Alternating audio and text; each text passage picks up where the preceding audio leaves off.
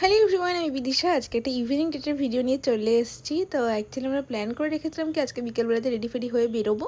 তো দেখো রেডি হয়ে নিয়েছি সুন্দরভাবে, অ্যান্ড তারপর ও সেদিন তাড়াতাড়ি নিজের কাজগুলো কমপ্লিট করে নিয়েছিল। তারপর আমরা দুজন মিলে বেরিয়ে পড়েছিলাম। আর আকাশের অবস্থা দেখো, দেখেই মনে হচ্ছিলো পুরো বৃষ্টি হবে, কিন্তু যাই হোক আমাদের কপালটা একটু তো ভালোই ছিল, কারণ আমরা বৃষ্টির কবলে একদমই পড়িনি। যাই হোক, সে তো আলিপুরদুয়ারে তোমরা সবাই জানো যে প্রধানমন্ত্রী এসেছিলো, আর সেই কারণে প্যারেড গ্রাউন্ডে হচ্ছিলো কাজ। তো ও বললো চলো এদিকে যাই, তো তুমি একটু দেখতে পাবে।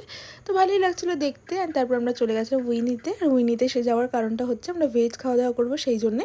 আর তোমরা সবাই জানো যে আমার বর একদমই ভেজ খাওয়া দাওয়া করে এখন, তো সেই জন্য আমরা এখানেই চলে গেছিলাম। যাই হোক, তো এখানে পেঁয়াজ রসুন অ্যালাউ নয়, এতটাই মানে এখানে ভেজ জিনিসটাকে মেনটেন করা হয়। তো তারপর আমরা গিয়ে ওয়েট করতে করতে খাবার দাবার অর্ডার করেছিলাম, অ্যান্ড অনেকটা সময় ওয়েট করার পর আমার খাওয়া দাওয়া এসেছিলো। যাই হোক, এই এতটা সময় ওয়েট করার পর আমরা সত্যি সত্যি বলতে ভালোই খাবার দাবার পেয়েছিলাম। আর আমি এখানে আমার বরকে না করছিলাম ভিডিও করতে, আর ও কিছুতেই শুনবে না কথা, ও আমার খাওয়ার ভিডিও বানাবেই বানাবে। যাই হোক, ফাইনালি আমি খেয়ে নিলাম, ওর ভিডিওটা করে ওর প্রচণ্ড খুশি হয়েছিল। অ্যান্ড তারপর চলে এসেছিলো আমাদের পরের খাবার, যেটা ছিল পিৎজা। অ্যাকচুয়ালি আমরা পিৎজা খাওয়ার জন্যই গেছিলাম, কারণ এখানে আমরা এর আগেও একবার খেয়েছিলাম, তো ভালোই লেগেছিলো মোটামুটি।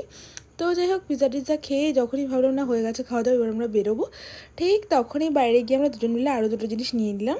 এই হলো আমাদের সমস্যা, একটা খাওয়া দাওয়া করতে করতে আবার আরেকটা খাওয়ার দাওয়ারে চলে যাই। তো আমি ভাবলাম যে একটু আইসক্রিম খাওয়া যাক, কারণ ভালোই গরম ছিল সেই দিন। তো আইসক্রিম খেতে গিয়ে কোনটা নিব কোনটা না করতে করতে ফাইনালি ওই একটা চুজ করে দিল। আর আইসক্রিমের ফ্রিজটা এত সুন্দর সাজানো ছিল ঠিকই, কিন্তু আইসক্রিমটা ছিল গলা। তো এটা দেখে আমার মাথাটা পুরো গরম হয়ে গেছিলো, যে এত গলা আইসক্রিম ছিল, বুঝতেই পারছিল না আইসক্রিম খাচ্ছে না অন্য কিছু। আর ও নিয়েছিল একটা ব্রেডের আইটেম। যাই হোক, ওখান থেকে বেরিয়ে তারপর আমরা চলে গেছিলাম জুতার দোকানে।